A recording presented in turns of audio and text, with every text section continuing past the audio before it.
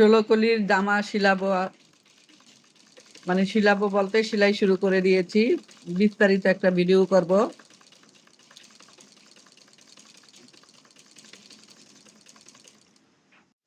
আসসালামু আলাইকুম, আমি মাহমুদা খানম, মাহমুদা সেলাই ঘর থেকে সবাইকে স্বাগতম। যেসব আপুরা নতুন সেলাই কাজ শিখেছেন, আশা করি সেই সব আপুরা আমার সাথেই থাকবেন এবং আমার ভিডিওগুলো দেখে নিজের মতো করে কাজ শিখে নেবেন। গলা যাতে আঁকাবাঁকা না হয় সেই জন্য সহজ একটা টেকনিক। গলাটা ধরে সোজা করে চক দিয়ে দাগ দিয়ে প্রথমে একটা টাক দিয়ে নিব।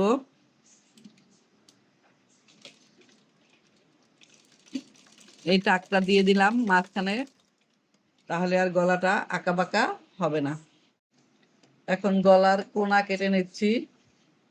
লক্ষ্য রাখতে হবে যাতে সেলাইটা না কাটে।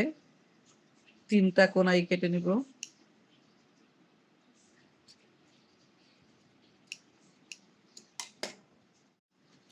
উপর দিয়ে একটা চাপ সেলাই দিয়ে দিচ্ছি। সুইটা ভিতরের দিকে দিয়ে আবার ঘুরিয়ে নিলাম। একইভাবে 3টা কোনা করব।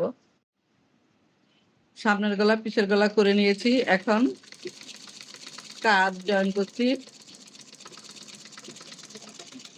সোজা একটা সেলাই দিয়ে নিলাম গলা সহ।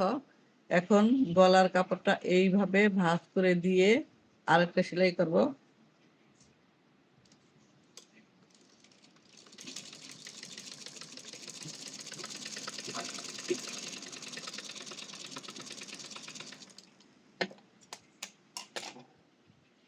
এখন এই গলার কাপড়টা ধরে এইভাবে তুলে নিব। হয়ে গেল। খুব সহজে কাজ সেলাই দেওয়া। সবগুলো কলি একটার সাথে একটা জয়েন করে নিব। 16টা কলি, সামনে 8টা আর পিছনে 8টা। সামনে পিছনে 16 কলি একটার পর একটা জয়েন করে নিব কলিগুলো।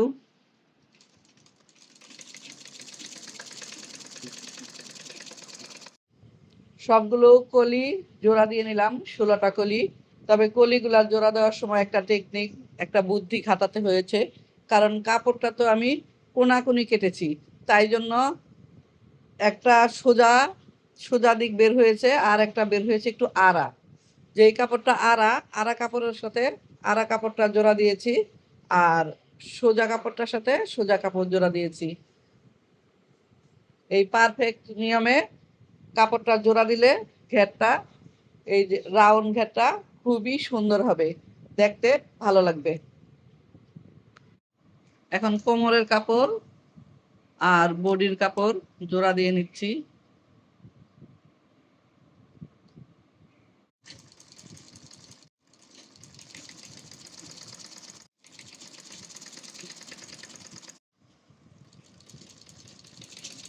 কোমরের কাপড় 1/2 ইঞ্চি ধরে জোড়া দিয়ে নিলাম। এখন ইনসাইড জোড়া দিয়ে দিচ্ছি।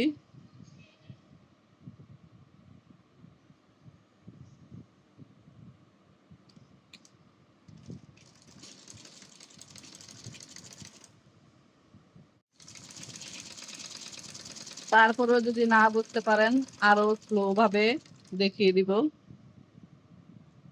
যাতে 16 কলি জামা নতুন আপুরা সেলাই করতে পারেন।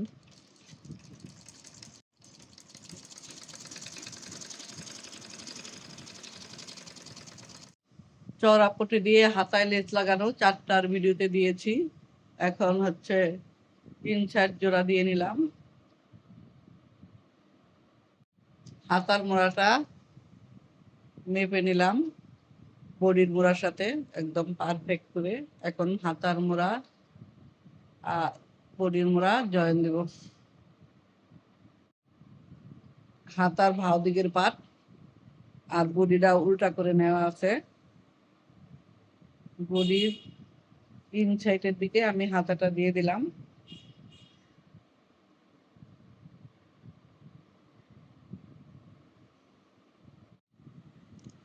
হাতার ভাও দিক আর বডির উল্টা দিক, হাতার ইনসাইডে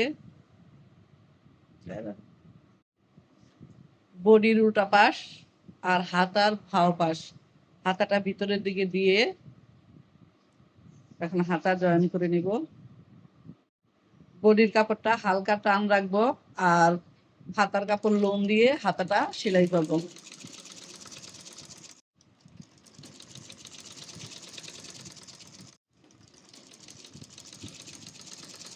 একদম ছোট বড় হয়নি, পারফেক্ট।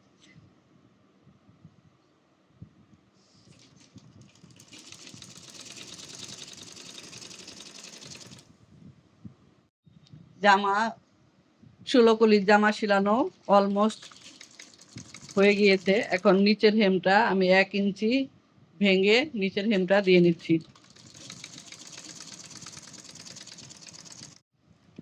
আস্তে আস্তে টানাটানি না করে পিয়ার মিলিয়ে আমি নিচের হেমটা করে নিচ্ছি। হেম করা হয়ে গেল, চারিদিক ঘুরিয়ে ঘুরিয়ে 1 ইঞ্চি চওড়া করে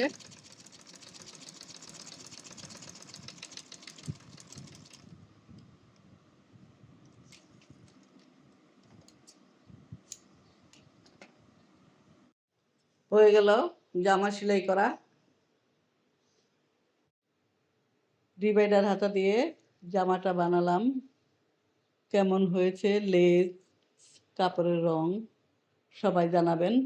আর সেলাই বুঝতে যদি অসুবিধা হয় তাহলে কমেন্ট করবেন। ইনশাল্লাহ পরবর্তী ভিডিওতে সরি পরবর্তী ভিডিওতে দেখিয়ে দিব ভালোভাবে। সবাই ভালো থাকবেন, সুস্থ থাকবেন। ফিরে আসবো নতুন কোনো ভিডিও নিয়ে। আল্লাহ হাফেজ। আসসালামু আলাইকুম।